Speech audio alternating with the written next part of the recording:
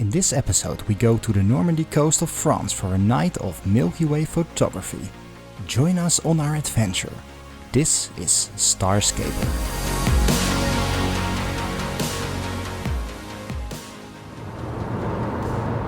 Good morning and welcome back to the channel. Today we are driving to the Normandy coast to photograph the Milky Way. My astro bro of the day is Corné Ouwehand himself. So let's have some fun today.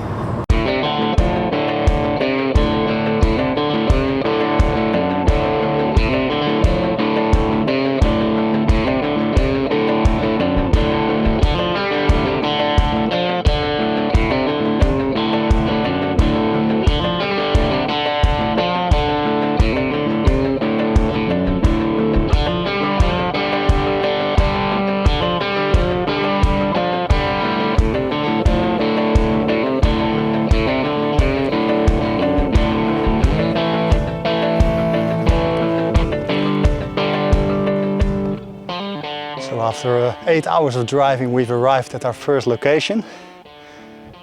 At the Normandy coast. Look at that, the hut with a beautiful sea behind.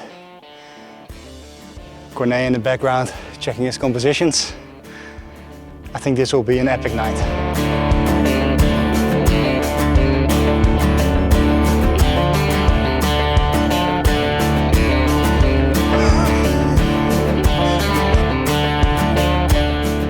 Just walking back from the hut, and we'll definitely get back here tonight. Yeah, mate. Yeah, mate.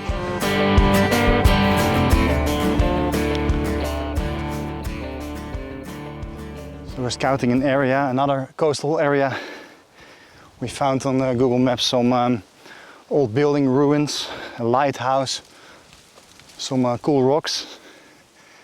And we're trying to give ourselves some alternative options because you guessed it, the weather is very debatable.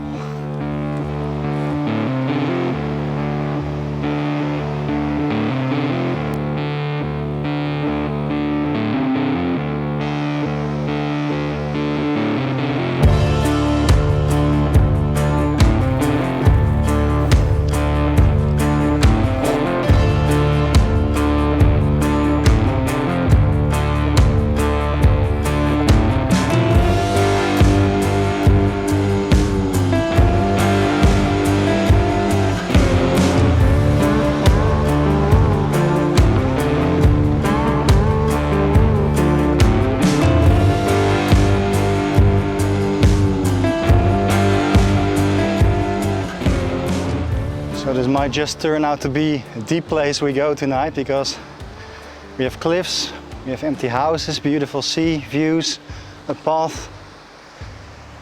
It has everything. Epic. If we look to the weather apps, they kind of seem to agree that the clouds are rolling in right around where we want to start our Milky Way shoot. So what's the plan tonight, Corné? Blowing away the clouds. That's all. Out.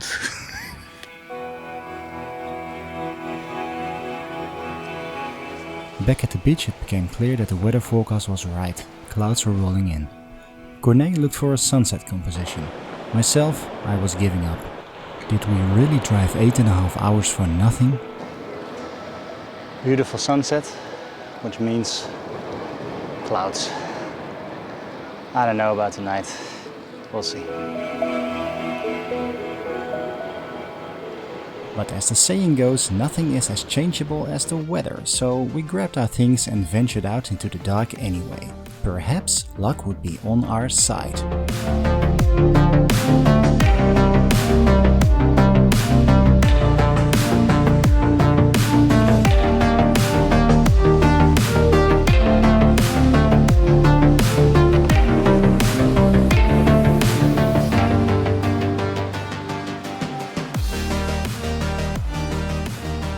So we've arrived at our sky shot location, back at the ruin hut. The Milky Way is clearly visible already while it's still blue hour or twilight. The lighthouse beams are clearly visible, but yeah, we'll just take some long exposures and see what we can get. The clouds are not as bad as we were afraid of, so let's quickly set the stuff up. So I'm checking this app, Polar Align Pro, to see where I need to put Polaris in the reticle in my Skywatcher Star Adventure. Looks like this. From this point on, we frantically made as many exposures as possible before the clouds came back to hunt us. We vigorously enjoyed our clear sky time, which turned out to be much longer than expected. Here are some of those first sky results, blended with foregrounds we shot during twilight.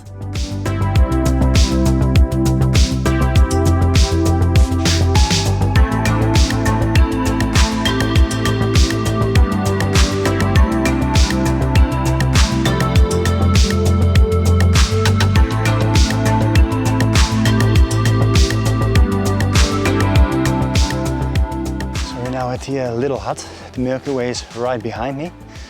I'm going to attempt to do light painting on this hut to really get out the structure of these brick walls.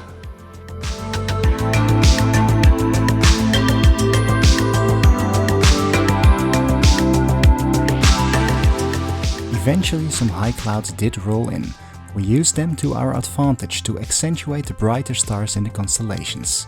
Ursa Major was shining beautifully above this composition.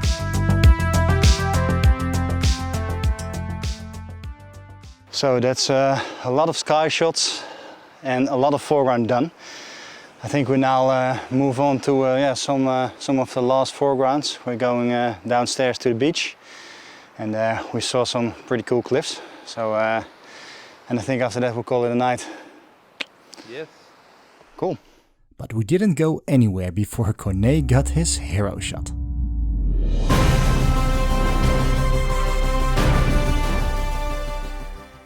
Do you remember that lighthouse we were worried about? Well, we should have been more worried about the transmission tower next to it with those ridiculously bright red lights. They painted the whole beach area red.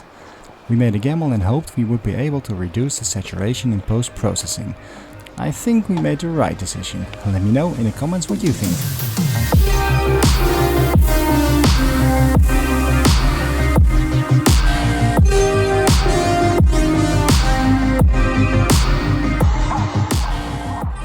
Here ends our nocturnal adventure on the Normandy coast. Thanks for watching. I hope you enjoyed the ride. If you did, like and subscribe. See you on the next one.